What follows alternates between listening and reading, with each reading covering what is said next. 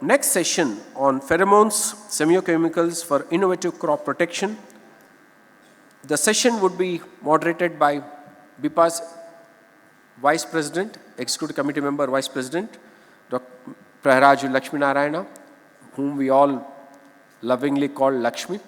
Lakshmi, please join me and then invite your respective team members to come on the stage and join you for the next thing.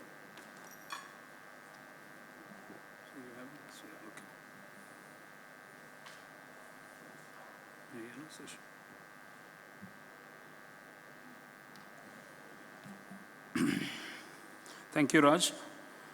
The session on pheromones and semiochemicals for innovative crop protection. I call upon Dr. Subharan onto the stage, Dr. Markandeya Gorantla,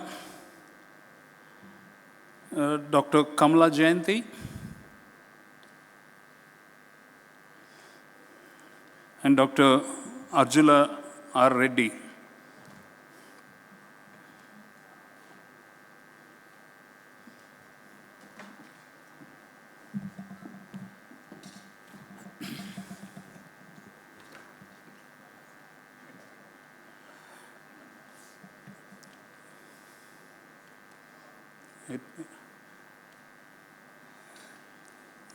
Thank you, ladies and gentlemen. Today we are having the session on semiochemicals. This is a very dear subject to me. I've been in pheromones almost 29 plus years in pheromone activity globally. And I have with me Dr. Kesavan Subharan, who will be talking on the formulations, and Dr. Kamala Jayanti from IIHR. She will be talking on chiromones. And my friend and colleague, Dr. Markandeya, will be talking on pheromone actives. And Sir Dr. A.R. Reddy will be talking on a new novel method of bioremediations in pheromone technical production. Maybe we can produce in our fermenters, so the basic pheromone chemicals can be done. Coming on to the theme, I would like to pinpoint about 3 aspects on pheromone.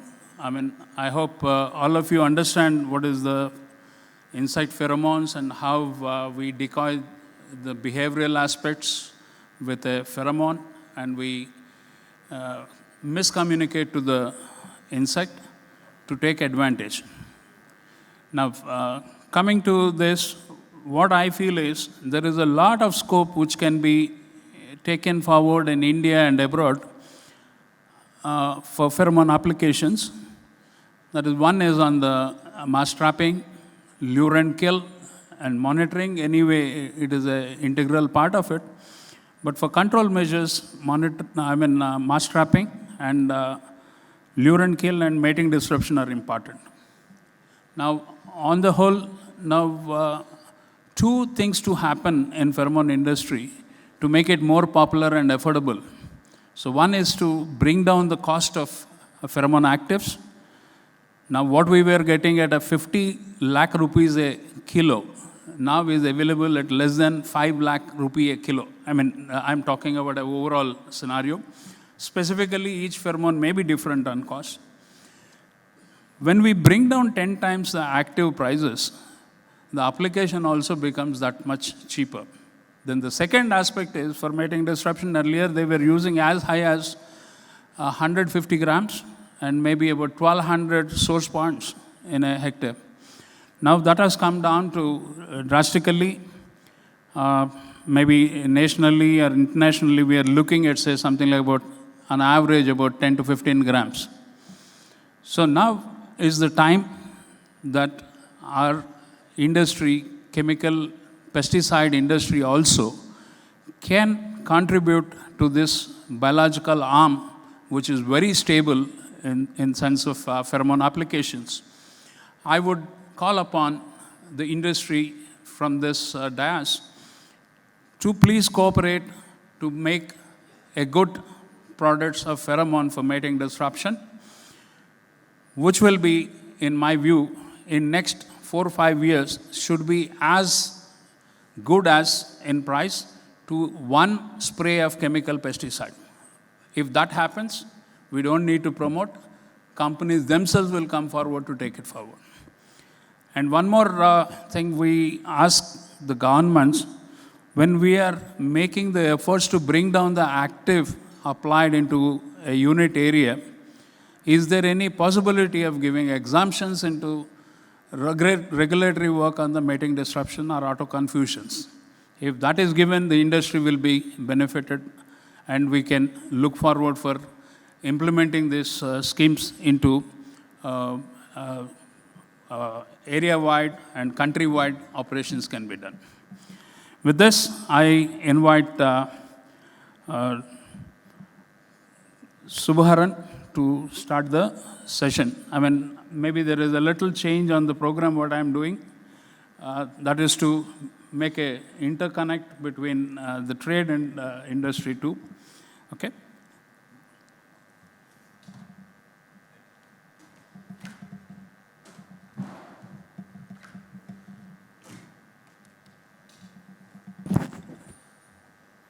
At the outset, I would like to thank Team BIPA for giving me an opportunity to come down to Hyderabad.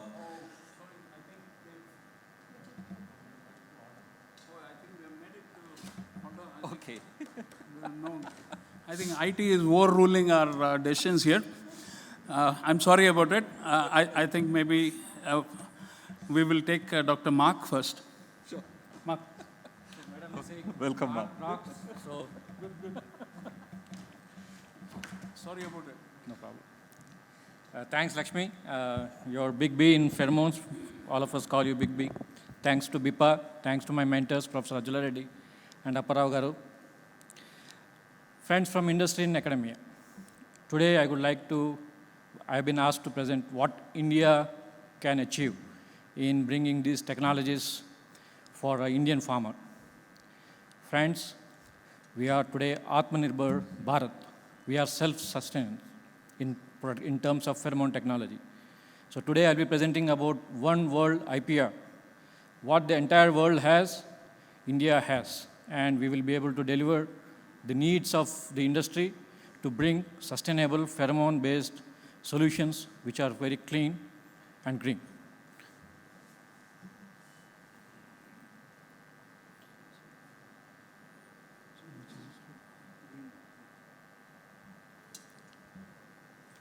So as explained, basically it's a new mechanism of action, new molecules which we can bring to the industry for management of pests. So by changing the insect chemical behavior, and this can be achieved by sex pheromones, aggregation pheromones, anti-aggregation pheromones, and chemochemicals.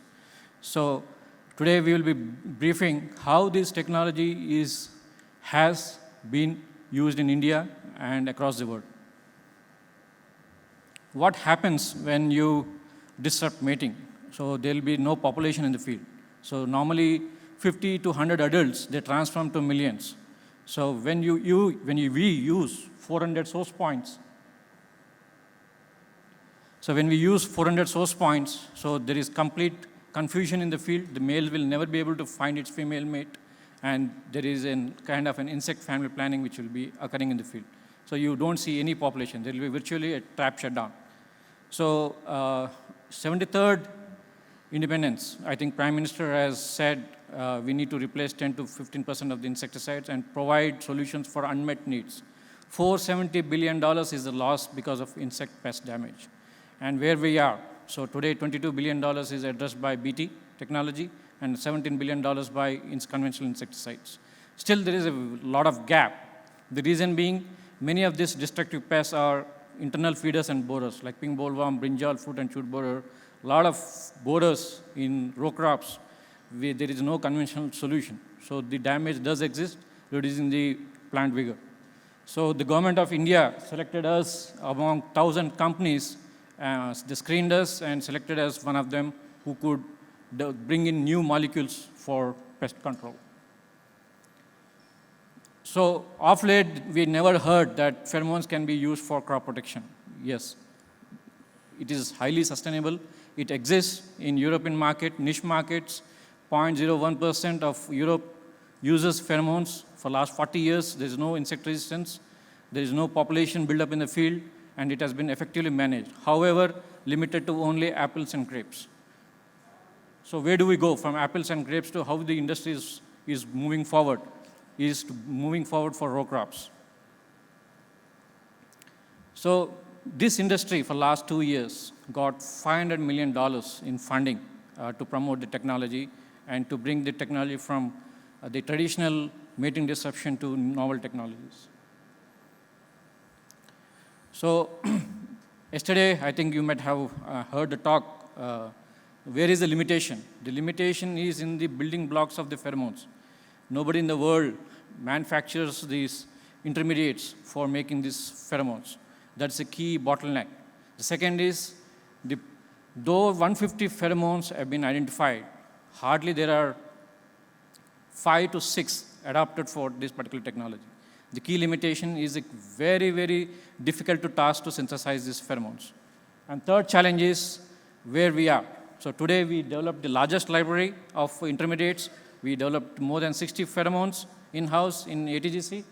And we have mapped the biosynthetic pathway of all the insects. So 5 are already mapped, and we are making from genomes to pheromones. And we are also advancing the technology in identifying the male receptors, proteins, which identify the number of females in the field. So that will be the future. By 2025, we will have some sensors which can detect the female population in the field for effective pest control. So we are the first company in India to indigenously scale up and register mating disruption product. So we are the first company to bring pheromones under insecticide schedule. So what drives the technology, what drives the future of this particular space is the delivery platforms which we got associated with JNCSR and NBIR and developed several platform technologies along with NCL Pune. So we have something called tablet dispensers, pills, what we call. They release almost for 6 months in the field. So we have Cremit P paste, which is the world's first mechanically applied season-long solution. So today, people want a solution once for the entire season. So this is the technology which will provide a season-long solution. And we have something called puffers. It's like any perfume bottle. So we can puff 400 puffs in one field, and you have the complete pest control using these pheromones. And Map Our Insects is our prime benchmark R&D program, which we are trying to identify the genes which naturally produce pheromones in female insects and cloning them in yeast and plant systems to produce pheromones biologically, so that we bring the technology in par with or cheaper than the conventional insecticide going forward. So where did we deliver? So today we are proud that we made several metric tons to address several federal programs across the world. Slow the Spread program is one of the most challenging one. I have to apply in 3 lakh acres. We did every year for last 5 years, and now today we now are translating that to India for managing pink bollworm. And we also did showcase the same technology in grapes in Argentina and several other countries. So this is the first registration which we got under Central Insecticide Board, first mating indigenously developed, produced mating disruption product under 2 brand names, Natmate and Cremit. So these are our brands. Natco is our marketing partner and also one of our first investors. So Punjab has announced that they will implement area-wide management where we specialize. How do we bring the end of the season crop vigor by using this particular technology? I think Punjab has taken the first initiative, and further government of Karnataka as well as Telangana, they're coming forward to discussion to bring this technology for the larger use. So this is what happens, treated fields, untreated fields. So treated fields, you will have more than 5,000 moths, whereas untreated fields, The treated fields will have complete trap shutdown, whereas untreated fields will have moths on the. So we are, as I said, we are addressing the unmet needs. So where conventional solutions do not exist. So there is a lot in the platter to the industry to take up, to find options to. So these are our portfolio products, which will be launching in next 2 years. It's a choice. Farmer will have a choice. By 2024, farmer can go to any dealer in India and ask, I want to manage helicoverpa, I want to manage pink bollworm, which doesn't exist today. Today, the pest control is limited to broad spectrum, killing all our predators. But this is a new molecule, new solution, new tool, a no pump, no spray technology. It's 1 tube per acre for 1 month control, and it's as cheap as 1,000 rupees per acre. This is our team. So we took over the Corteva Agro Innovation Center. For the last 3 years, we are working over here, developing the new platform technologies. So as I explained, in traditional way, it's very, very tough to synthesize this biosimilar. Industry is able to only launch 5 products, whereas we have showcased more than 60 in several federal programs across the world. And tomorrow, we'll be producing them in plants as well as in East as biofactories, wherein the technology will be in par or cheaper than any conventional solution. And platform technology advancement, today people use stick and pouch, a plastic pouch in where the pheromone is filled, so that the entire field gets saturated. We have advanced that to season-long, mechanically applied solutions. That's called Trimit-P. We have sprayable, microencapsulated, sprayable solution developed in collaboration with NCL. And we have tablet dispensers, which we collaborated with JNCSR and Bayer. So tomorrow, this is how we produce pheromones. So we take natural oil to biotransform using the enzymes produced by yeast, and you have the pheromones. That simple is what we are planning. We have achieved, as of now, for 3 molecules, and we'll be achieving more. These are the receptors. So the male proteins which detect the female's pheromone triad, we have identified those by whole genome sequencing of these insects, and we will be using them as biochips, biosensors, so that these, come 2025, we will deliver at least for 3-4 pests where we can identify the number of females in the population in the field. So whether we can achieve or this not, whether we will be able to convince the farmer that this is like a COVID vaccine, it has to be placed before the first brood takes place. This is the critical challenge, and I request the support of the industry to advocate this technology, purchase the first product, what is already launched today for management of pink bollworm, and get it to the farmer so that a pipeline of the products are in line for the farmer to adopt. So we are transforming specialty to row crops, mostly addressing the sugarcane, corn, rice, and one last sentence. What 500 million could not deliver, we delivered. So today, US side CIMMYT has endorsed that if any one of you can read the Asia Pacific Manual for Falamivam, you will see all our technologies mentioned. We are 50% of the best bet what industry has put on till date. And that is because we delivered it from India. Thank you.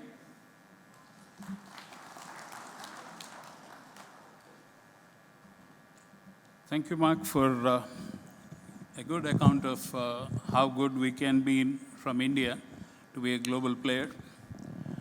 Now, I'm proud to say ATGC is on the top 10 companies in the world, and it is expected from them this kind of results only. And to an extent, AG Bio, our company, is also associate company with ATGC. We are in the IPM segment. We stand on the top 10 companies in the world. So that way, India can be a very big source of pheromones. All of you can join hands for this. We can be doing much better in the global markets. Pheromone is the key. I mean, you have seen the great people like Pam Marone has estimated a market size of current day biopesticides at $3.5 to $4 billion and projected for 2023 to 2025 by various market research companies, pheromone is going to be a 5 billion market. Just imagine biopesticides on one side and the pheromones have come of the age now and they will move very fast. This is a message for all our BIPA members and associate companies into biological space. Please keep a watch on the pheromones. As early as possible, please involve into pheromone marketing. Thank you. Dr. Subaharan, I think your slides will be on now. Otherwise, you are capable of talking on any slides. Welcome, sir.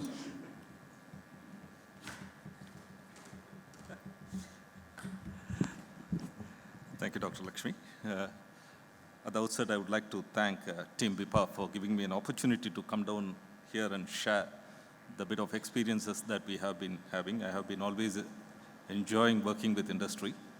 And I would like to compliment what Lakshmi said. India is not going to be the second to any other countries. It's going to be the global player as far as pheromone industry is concerned, at least, because both industry and academia are evolving, co-evolving, and trying to find out new. Maybe in my talk, I'd be just sharing my experiences, what the innovations are from the India, along with the India academia and the partner. I would like to use this mic. No, I would like to use this mic, please. This, I can just move around. Thank you. Thank you. My talk would be centered around what is the innovative formulations that we need for a successful insect pest management. Starting off my talk, I would like to bring in the words given by Donald Shadoway, the professor of organic chemistry from MIT. If anything is made, it should be made dirt cheap, then only the acceptance is going to be high. And at a time when the crop production and protection has to go hand in hand to produce pesticide residue-free commodities, we need to look upon technologies which are safe. Chemical ecology is one such technology which can deliver products which can go in complement with the biocontrol technologies to produce xenobiotic-free food. And of course, as I was telling, India is not going to be second to none. A lot of products are available across the globe. Either the pheromones are dispensed in bottle or in a silicone septa or in a polymer or in a rope. And of course, the innovations have taken place and some of the Indian companies did join that. You had puffers, gels, and things happening. But there is another cutting science that's available in the globe. That's your nanotechnology. So how good can we exploit the nanotechnology to deliver the pheromones? So we have been working on various insects along with industry. ATGC is one of our collaborating partner in all our endeavors. And I would just sound a case study wherein we went from bench to market. So most of the insects that are cryptic in nature are difficult to be controlled by pesticide sprays. You need to look upon technologies which you can use to easily control them. One such measure that is available is the pheromones. And as I said, all the pheromones were available either in a rubber septa or on polymer membrane. And if you use materials that is loaded on a silicone or a polymer membrane, the lifespan of those dispensers is very short. They would last less than 2 months in case of red palm beetle, or if it's a Lepidopteran, it would last for 15 to 20 days. But you need to work on very less quantity of the chemical over a longer period of time. Then there is a win-win situation both for the producer and the consumer. On that angle, the gap we identified was, why don't you replace the normal dispensers with a nanomaterial? So we have been trying to identify certain nanoparticles wherein you could make a batch synthesis in such a way. Nanoparticles or nanotechnology is easy spoken than done because the batch produced should be always faithfully replicated every time. Otherwise, you end up in a mess. So we have perfected the technique wherein we have synthesized a particle which has got a uniform structure wherein the pheromone could be loaded. We had characterized and we have seen that if the pheromone is loaded into the nanoparticle, they release at a very slow rate as compared to the normal rubber septa. But very important, any material that you use to load the pheromone should come out faithfully. What is the point in having the best material and if it binds the pheromone that we add? So we use characterization to see if they release, and the material that is coming out from the insect, from the material, pheromone that is coming out from the material should be responsible for triggering the neurons that is present in the insect antennae also. Otherwise, the job is not done. So we have used the latest technologies of identifying or pulling out the pheromone that is being released from the nanoparticles and check the neuronal response to that. And we have found it perfectly fit. Then the success of that, I would say, pheromone by a company which was importing earlier was around 700 milligrams for your red palm beetle. With this technology, we brought it to as low as 65 to 100 milligrams. And we ran for 6 months as compared to they which they ran for 3 months. So the cost is brought down drastically in terms of the cost of the chemistry plus the cost of the time of efficacy. And we have had success in various field trials across the country with that. And one thing is that whenever we develop a technologies, we have addenda problems coming in. So we need to identify the problems and keep solving them, then only the material keeps going.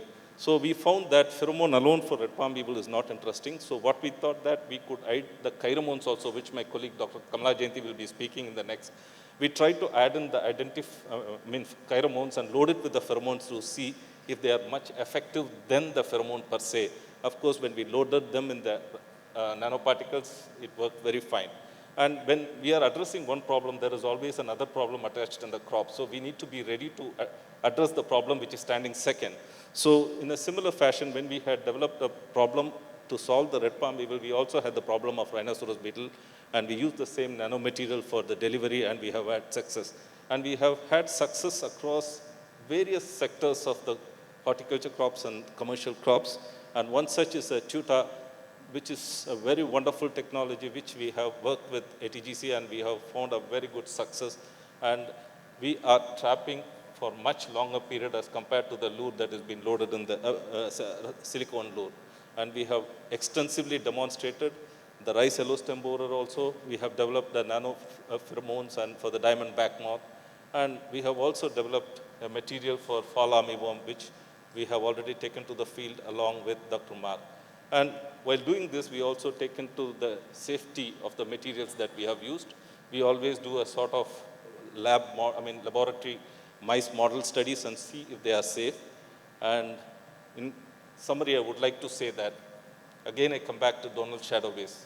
Anything you develop should be dirt cheap. And that can happen only when you bring down the cost of the actives that you are using. And if you are able to extend the shelf life or the efficacy life of that particular product in the field for a longer time, so it benefits the client and also the producer. And it should also not be affected by weather, because in farm we have a lot of vagaries happening. And we have tested all the technologies that we have developed across the country in various farmers' field along with the district administration. And we have transferred the technologies, and ATGC being our core partner, we have had a couple of awards with them in the DBT, and we have also been granted the DBT Biotech Product and Process Development Awards. At this juncture, I would like to thank my parent organization for always supporting me. That is my Indian Council of Agriculture Research, and my collaborating partner from Jawaharlal Nehru Center for Advanced Scientific Research, Department of Biotechnology for generously funding our research, and the industry partner, ATGC Biotech, Dr. Mark. Thank you one and all for the patient hearing.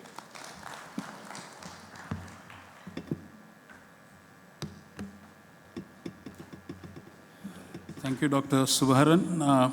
Very nice account on the successful implementation of a formulation to exactly attract the insect. That is very important. See, generally, in my experience, industry used to feel earlier, if you give more active, it will work for more time. From that, we have come to a stage where people started understanding in nature, the insect releases in micrograms and nanograms. And already we are giving milligrams. So that is 1,000 times. Then they say, no, not 1,000 times or 2,000 times. I'll give 5,000 times. I'm more stronger, you know. I don't think that will work. And many a times, the inferior tech companies or smaller companies, they come out with this kind of an explanation in most of the tender conditions. I mean, tender participation, the conditions will be saying that minimum you should give this. So this gives a very good clarity that with nanomaterial and nano dispensing can be done. So that is how the cost can also come down for the mating disruption and other things. The number of source points also can be changed. Maybe there can be more and more research to go from fixed lure to moving lure. I think I've already taken a lead in this part with nano and moving source of pheromone. We call it as MSPAT, Microsoft Pheromone Application Technology. No, MS is moving source. The next speaker will be Dr. Kamala Jayanti from IHR Bangalore, and she is talking on the chiromones. So this is again like a microbiome, what we keep discussing. This is more than the microbiome. It will, I'm not able to give much time to this topic, but it is really very exciting, excellent topic. Please, Dr. Kamala Jayanti. Thank you, sir. Good afternoon, everybody. And at the outset, I would like to thank BIPA for inviting me for this dynamic event and making me part of this August gathering. And also, I thank Dr. Peter for roping me in. Thank you, Peter. So, coming to the topic, insect chiromones and research updates, believe me, this is too big of a topic to be completed in 10 minutes. And my monitor is sitting here. I should really race with the topic. Already my previous speakers made my job easy by introducing the semiochemicals. To be frank, we pose very much to have our 4G, 5G phones in our hands. And trust me, insects are far, far ahead. The information exchange between organisms happen in the form of chemical signals. They exchange information among the organisms and also across the trophic levels. If you can see, a very complex info network is running in an agroecosystem.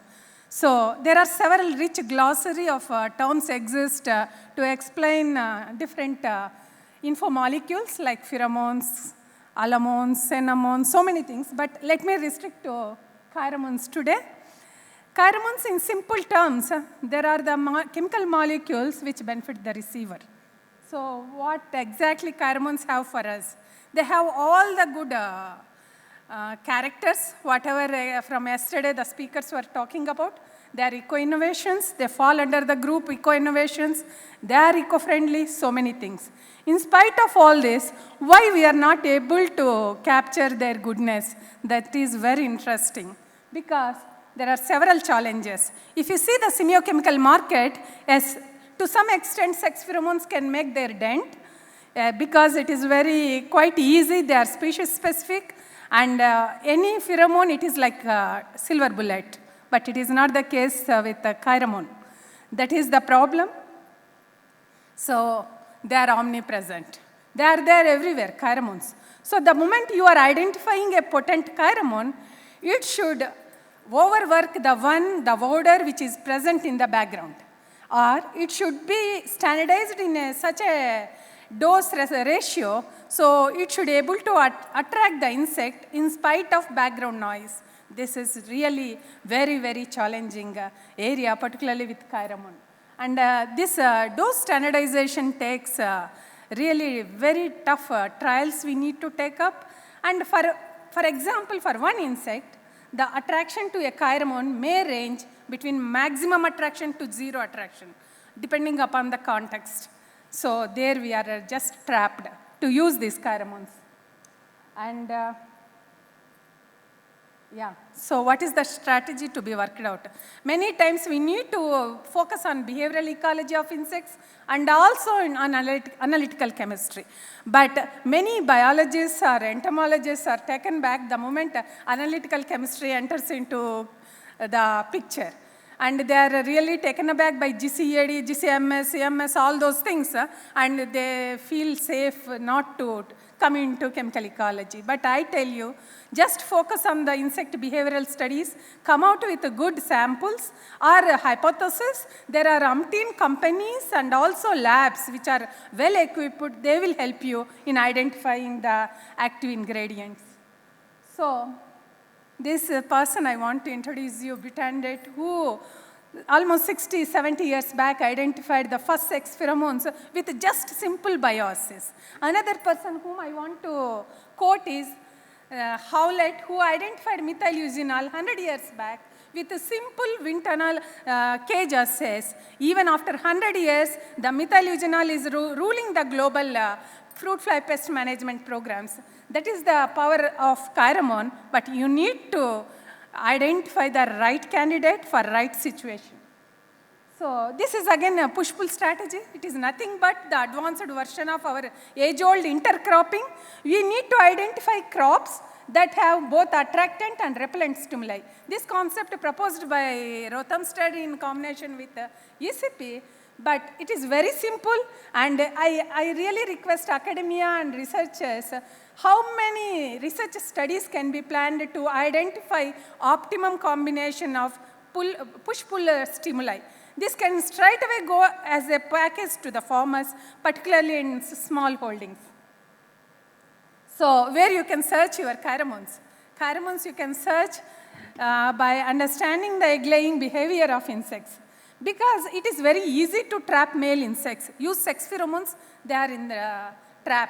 But I think the gathering will agree it is not that easy to trap female. So Chiramon will help you because the maternal instinct of insects, they are more biased towards their egg-laying sites. By understanding the egg-laying sites, you can identify the weaklings, and that can give you very potent Chiramons, and also the niche partition. Niche partition in the sense how the species are dividing their food sources. There is umpteen number of Chiramons playing, and the same way the natural enemy interactions and host plant resistance. So to give you just, when we were understanding the egg-laying behavior of fruit flies, we bumped into gamma-octalactone, which is really powerful egg-laying stimulant. When we applied this to potato and cucumber, the mango fruit fly just didn't distinguish these vegetables from mango. But the response of fruit flies to gamma-octalactone vary according to the season. Let me admit, it is varying according to season and also context. So that is the major problem with Chiramons again. So coming to the tuta, we studied the ovipositional preference of the tuta across the host plants because it is oligophagous and comes on to solanaceous pests. So when we studied very beautiful chemicals identified in tomato where the tuta prefers, and there are certain chemicals which are hindering the tuta preference, you can see in datura and tobacco. Tuta never comes towards these plants. Why? There are certain chemical signals. Such studies need to be carried out across the crops and across the insects. A lot of work for academia. So from yesterday we are hearing about microbiome. Yes, microbes play a very important role in niche partition. You can see here two GC peaks. The same guava fruit, when infested by mango fruit fly, when infested by guava fruit fly, the volatile emissions changes. These are the cues which can help us in identifying the Chiramons that are playing role in niche partition. When mango fruit fly is not there, guava fruit fly is not going to come. So you can cheat the guava fruit fly by already giving the Chiramon which you can identify from this. Lot of studies can be carried out in this direction. And again, HIPVs, herbivore-induced plant volatiles, yes, they mean not only they mean a lot to natural enemies, but also for conspecifics and also heterospecifics.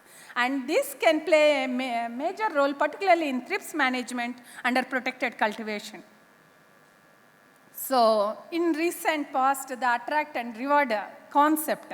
Here, the attractant is most probably a Chiramon, which attracts the natural enemies into the crop field, and you need to have a flowering plant to support its nectar and pollen requirements, so that the parasitoids or natural enemies which are entering there, they will stay there and the immigration rates will be very less. So how many of our combinations, our crop combinations or pests have this type of data? We need to really work in that. We have huge manpower in the form of National Agriculture Research System in NARS. So it is not that difficult for us to generate data. So another very simple technique, simple pruning in cotton plant.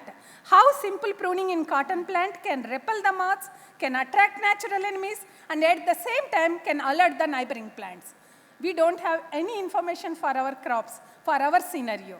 See, so much work we need to carry out to make pheromones candidates for pest management. So another interesting study where what we did, when we are applying salicylic acid, particularly in mango, the pheromones, particularly ocimene and 3-carin, you can see they both are switched off. And the mango disappears for mango fruit fly. In the sense, mango becomes Mr. India. So mango fruit fly goes away. We could bring down the mango fruit fly infestation up to 50% by single spray of salicylic acid, and which doesn't cost even 1 rupee per liter. Very simple technologies we need to give to our farmers at economy rate. Having said that, pheromone identification is not that easy, very laborious and cost involved. So what we did, the pharmaceutical industry, they shortlist their drug candidates using in silico docking. So already my previous speaker said enormous data occurs on insect genomics, particularly OBPs and ORs. Using this in silico docking we did to identify or shortlist the prospective pheromones.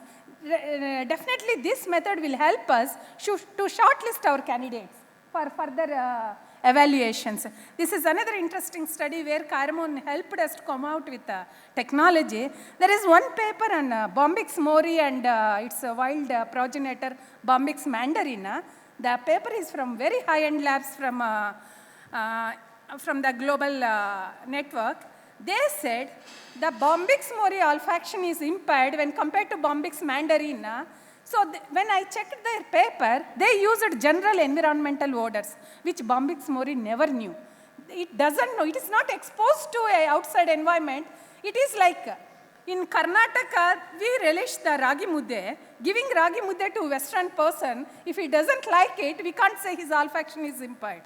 The same study, by exposing Bombyx mori to environmental odors, saying the domestication impaired the Bombyx mori olfaction. Then we thought, why don't we try with mulberry volatiles, which stimulates the female moth. Then we could find out very good pheromones that increases the egg-laying capacity of the silk moth. Now this technology is being evaluated by Central Silk Board, and it's because till now the silk moths are being given brown papers to lay eggs. The female moth has to lay eggs on brown paper, and by the time it dies, 20 to 30% of eggs are in its abdomen. So silk industry needs at least 1% release of eggs from its abdomen is a huge contribution. So when we treated the brown papers with mulberry volatiles, we could see the tremendous response from the female moth, because the mother is very confident of its progeny survival. Yes, mulberry is there surround. So the mother happily releases the eggs. That is the technique what we use. After seeing our success, Department of Biotechnology gave us a couple of projects to identify stimulants for other Vanya silk moths, where Northeast India is really working well in this area. So we are working on Eri, Muga, and also Tussar silk moths. So already earlier speaker said about nanosensors. Even I want to propose pheromones as a stimulus for nanosensors, because have you ever seen the banana plantation? It is very dense. And the major problem in banana plantation is banana stem weevil. The farmer won't know the damage to the plant until the plant is almost ready to die. So what I suppose, can't we use HIPVs, which are very unique to banana weevil infestation in early stages? Suppose it is something like putting a bindi on the plant. You would have seen the food packages in malls where the over-ripening is indicated by color indicators.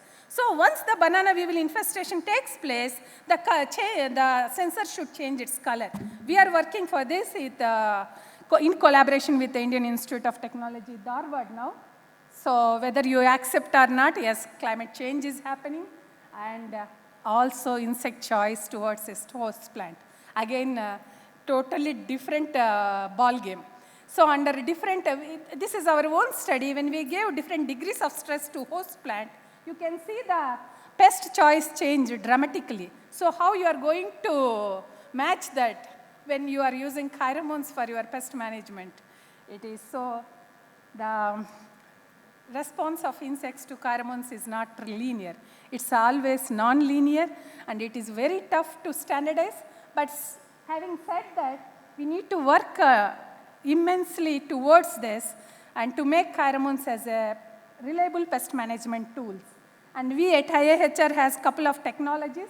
One is methyl eugenol trap. The innovator is right here, Dr. Abraham Verghese, who took the farmer-friendly trap across the India.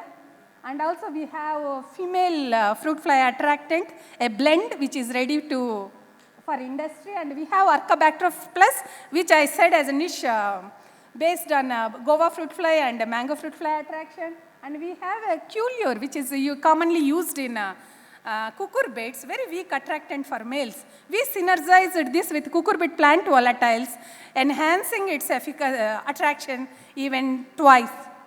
So we have another Arca mealy melt. The major problem for mealybugs is the external wax coating. Our formulation dissolves the external wax coating and exposes the mealybugs. So having said that, taking pheromones to pest management tools, it is really tough because several gaps and testable hypotheses do exist. Lot of streamlined chemical ecology work need to be carried out with strong field validation and also area-wide management programs. I agree this is not a trivial amount of work, but possible with the close collaboration of academia and industry to push this novel technology, pheromones, as a reliable pest management tools. Thank you.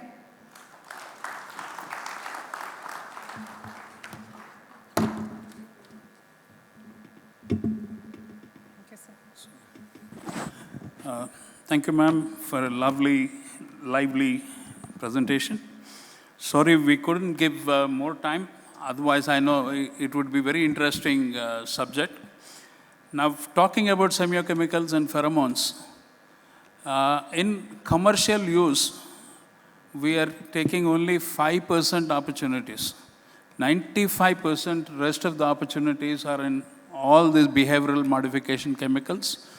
If we study another 10% of them, I think we can find so many answers for the pest control. We can probably put a no-entry board to particular insect not to come into the particular farm or field.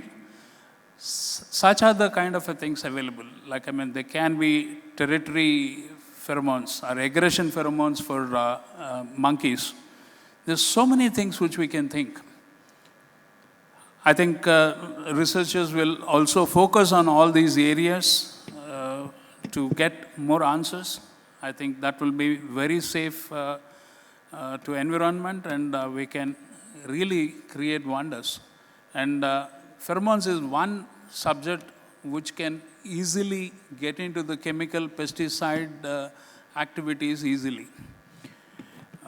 Maybe more and more companies will look into this, and then when there is a presence of more companies, markets will increase definitely, and also the technologies will also come up accordingly.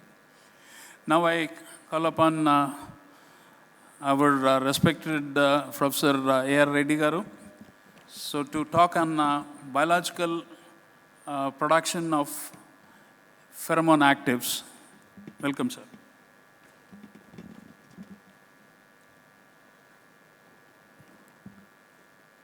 Good evening. It's the job of the last speaker to clean it up. So I'll try to do that. What I'll give you today is just a overview of what's all about pheromones. Yeah, That's where you see me in the lab, where a lot of work is going on pheromones.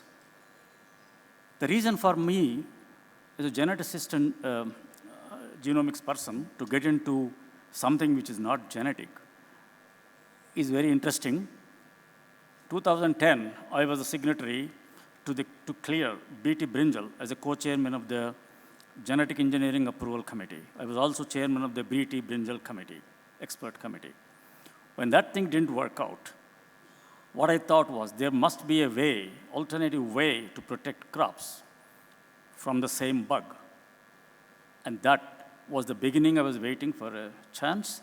And all our students who have been watching me struggling to get through B.T. Brinjal for the government of India, from the government of India's regulatory system, they knew that what I was looking at, and that's when they have started. So let me give you an account of what I feel about the pheromone industry. It's ATGC. Well, normally professors don't advertise about companies, but today I have to do it because it started by my students. So it's locally developed pheromones for global applications, from local to global. It's founded by 3 scientists who are nothing to do with pheromone chemistry. They're all Pakka geneticists and genome biotech people. All are grounded in genetics. All are from my lab. You could see 5 out of them are our students from the lab. They all knew what I was doing, and I knew what they are going to do. All right, ATGC target, what is it? It is mating disruption of insect pests using insect sex pheromones. Let me concentrate on that. Simply put, what it means is to confuse the males and frustrate the virgin females through placing an invisible chemical barrier between them, leading to population control. Look at that in the red. Confuse the males and frustrate the virgin females. Actually, we may be committing a sin. We don't know what happens in our next janma. In any case, ATGC takes a 3D approach. It is not just one, it's a 3D approach. What are those 3Ds? Here it is. The base of all our work stems from biology, pure biology, insect biology, plant biology. And on the left, we see a genomics as a tool, advanced genomics tools on the left, and biotechnology, including molecular biology, genome sequencing, gene sequencing, transcriptomics, whatever you call them. It's irrelevant right now here. But all these are the 3 pillars, 3 angles on which ATGC works, ATGC depends upon. ATGC is a science-driven agri-bio input technology company with complete focus on innovative processes of pheromone production, not only production, but application. Okay? So what's happening right now at ATGC? 4 things are happening. Production of diverse array of novel pheromones, not 1, 2, we have now 60, counting. Technology pipeline, not only for pheromone molecules, but technology pipeline exists for dispensers as well as dispersion, both. We require both. Increase the longevity, increase the sensitivity, increase the slow release dynamics, and so forth. And pheromone biofactories using clean and green technologies. We don't have to go for the chemical companies, chemical synthetic situations where there can be accidents, hazardous chemicals, and so on, polluting the environment. So we are looking for alternative biofactories for this. So finally, IPR generation. Without that, we are out of business. So what we are doing is innovation and disruption of the existing technologies through which we gain advantage. And our tools are next generation technologies for crop protection, including genomics, biotechnology, molecular biology, and biology. Okay, so biological production of pheromones, why do we go for that? The bioprocess for pheromone production is clean and green, better than synthetic. Making target genes, all we do is we target innate genes to drive the commercial pheromone production. It is driving genes to drive production of pheromones. An ATGC pipeline has a few robust products and novel processes. I will tell them about. What do we do that? Our approach is glands to biofactories. Pull out the genes from the gland through the transcriptomics, get them out, put them to use. A lot of genetic engineering is required, a lot of sequencing is required. Target gene identification is the first priority from the insects. People normally don't sequence insects. It's a complex genomes, but we did. And bioprocess by using recombinant cells, cell cultures, and genetic engineering. Why do we have to use whole organisms? Sometimes we can use the cells, cell cultures, aggregates, and genetic engineering approaches. Finally, we want to use whole plant. Why not the whole plant as a biofactory? And it works, but a lot of sweat. Now, non-insect enzymes is another source. We don't have to use insect gene to drive the insect enzyme, insect proteins, not necessary. Pull out the gene from insect, put it in the plant or yeast and make it work, and then bulk it up and then use it.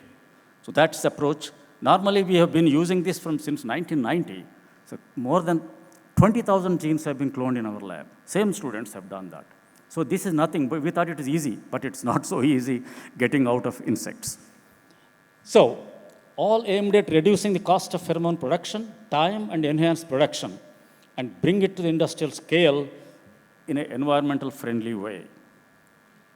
Okay, why bioprocessing technologies? Clean and green, yes, and cost effective. Scale up is easy, no hazardous intermediates. Identical or very similar to naturally occurring insect pheromones. Insect pheromones, we can get paralogs, we can get orthologous sequences in different insect, different species. So they will have a more or less identical structure. There may be problems of sequence identity, but there is certainly an element of sequence similarities. So we can work on them very easily. So in some cases, we don't even need to go through fermentation. Fermentation is an expensive process. We don't even have to go through fermentation. Use the whole organism to do what the fermenter does.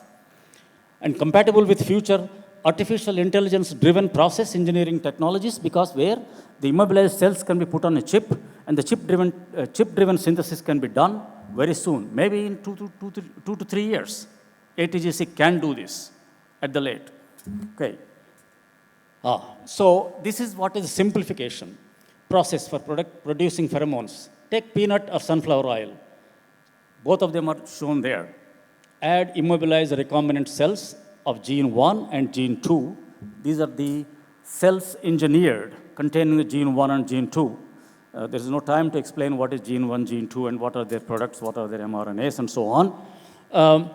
Through reverse genetics, gene 1, gene 2 were pulled out, and they were expressed in host, and protein is produced, and that will drive the reaction. So immobilized recombinant cells of gene 1, gene 2, and add water and shake for longer time, 48 hours or more, pheromones are produced. At least 3 molecules and 2 orthologs each, 6 of them can be done this way. This is as simple as that, we think. And we hope this will be done very, very soon. So once the C12, C14, C16 molecules are ready to go, they can make into formulations and commercialization. Okay, so ATGC got into the DNA of insects. That's our main profession, genetics and genomics. We work with the DNA. We live and work with the DNA all the time. So we got into DNA of target insects. Genome is sequenced via transcriptomics, target candidate insect genes, bioprocess technologies, for which we pulled out, transported to expression hosts, and let the host do the job. We have identified a couple of receptor genes in insect pests that are pivotal in modifying reproductive behavior and chemical communication dynamics. This is very important here. These receptors play a major role in communication dynamics because of its receptor protein interactions and receptor volatile pheromone interactions. So this is where we think we can do that. And initial target insect pests, 2 of them are very tough ones we selected and got successful. One of them is fall armyworm. Transcription analysis done, candidate genes are isolated, sequenced, and completed work. And validation process and development is in progress. The other tough one was the brinjal shoot and fruit borer. That was back of my mind, how to get to protect the BT brinjal without BT. That's what it is. Here it is. So the brinjal shoot and fruit borer, BSFB genome sequence is not available so far. We started now. We are right into it now. PacBio for genome and RNA sequencing are in progress now. So we are going multiple ways, biochemical, molecular, and genomics. So here it is. ATGC, something like these days, it's very fashionable to go to four-wheel drive. ATGC goes 4 and 4 double-wheel drive. This is because all we require, in this pathway, there are 4 fatty acid desaturase and there are 4 different fatty acid reductases. All these are the ones which drive the pathway. So that's why I said four-wheel drive. We concentrate on this because these drive the pathway and we drive it through. Insect tissue, transcriptome analysis, yeast expression vector, all the way into the 250 liters fermentation process. This is one step. Okay, now 4 desaturation, 4 reductases are already expressed in yeast. That was done. What are these? These are the insect genes. Took it out, different sources, took it out, pull it out, and then expressed in yeast. Easy to handle yeast. Yeast is a very good workhorse in expressing heterologous gene systems.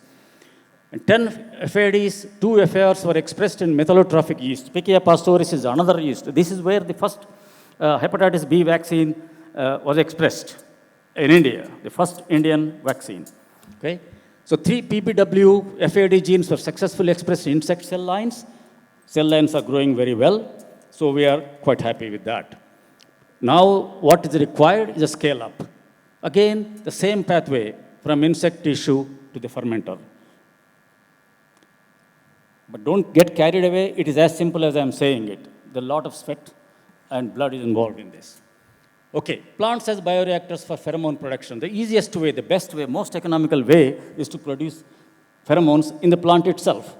Because plant has all the basic ingredients that can make into pheromones. Again, I repeat, plants innately have all the systems, platforms to make pheromones within the plant itself. It is up to us to engineer them, and that's what we have done. Advantages with the plants of producing pheromones is easy to scale up, easy to process, low production costs. You want more pheromones, grow for more acres. As simple as that. And environmental friendly. What is the way forward for us? We are looking at the candidate genes and their promoters for plant expression identified. We have to overdrive the expression of a gene. The best way is to give a highly expressed promoter. That's what we are looking for. 8 plant expression vectors have been constructed, and different gene combinations are there. They are going away right now. Validation of model plant is initiated. That's Camelina. This is a non-edible oil plants. Camelina sativa is a very good workhorse for pheromone expression. Selected genes will be expressed in the seeds of non-edible oil crops like Camelina and different varieties of Brassica, different species of Brassica. So, the last one is non-insect enzymes for pheromone production. Why we have to use enzyme hard-earned fly genes, insect genes to express enzymes? We can use other cell cultures and so on. So ATGC exploring non-insect enzyme production from different sources, different processes, and 2 projects are fully completed. Enzymatic conversion of fatty alcohols to aldehydes. This is one of the important steps in the pheromones. It's not simple alcohol, not ethyl alcohol. It is the pheromone intermediate alcohols. Conversion process is ready for commercialization. 85% conversion we could achieve very simply. And recovery process of aldehyde, that's ultimate, is ongoing. So enzyme-mediated alkene epoxidation process for efficient pheromone production, again using a non-insect enzyme, is going on. Stability of the epoxide completed. This is a very tricky step. And process scale-up for commercial production is in good progress. Okay, exciting business prospects. What do you have in these prospects? Adaptation of technologies for row crops. All we were talking about the other crops, horticultural crops, such as tomato and all these. But right now, a different technology and a scale of pheromone to be used for row crops like rice maize, and wheat and other crops. So efficient biofactories are required, so we have to make more and more efficient biofactories. Optimized production in scale and field extension workforce have to be done, and massive technology spread. Many, many pheromones, many crops, and many geographies are required. Ultimately, what we are asking for business people is, please adopt these technologies so that will reach the farmer's place, the small farm holdings in India. As you know, the input from the businessmen and businesses, what we are expecting here is, take this technology to the place where it belongs. And that way, it will be a great service to the community. But it takes a lot of sweat and investment to achieve more than 16% CAGR. That's the predicted CAGR of pheromones from now onwards to take it to 6 billion by 2026. Pheromone alone. In order to reach that place, we have to do a lot of innovations. And we are into the DNA of insects, and innovation is in our blood itself.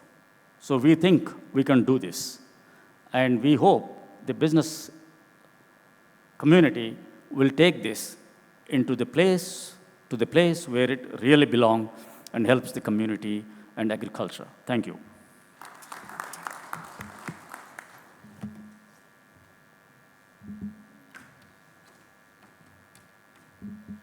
Excellent talk, sir. Now, to summarize a little bit in a commoner's language, because Professor's presentation is highly technical. See, in fall armyworm, we have a symbiotic speciation. So when it is feeding on paddy, the pheromone is a little different on the plant.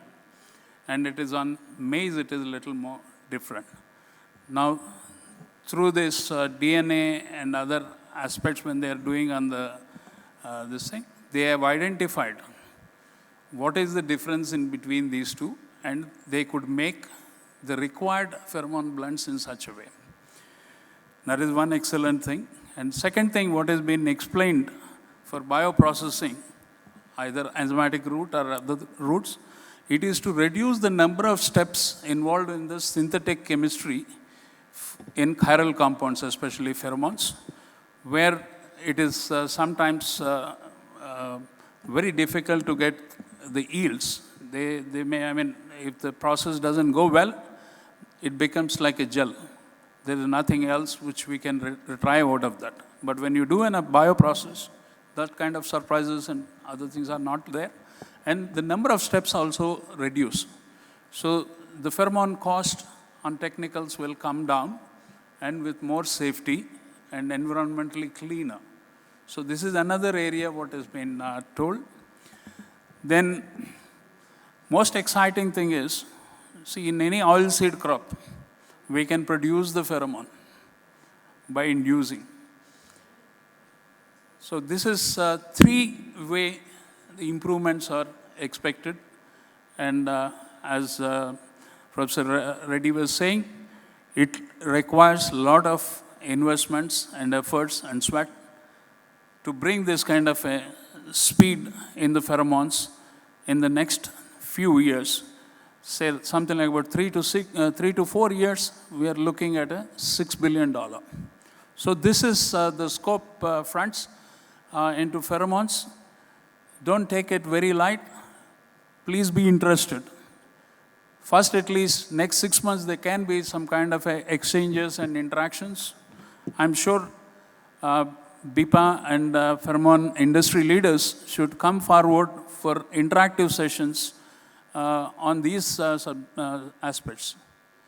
I think if you have any questions to the panel, please raise, and we would like to take about 2-3 questions, because we don't want to delay any further, because we are already 5 minutes ahead now.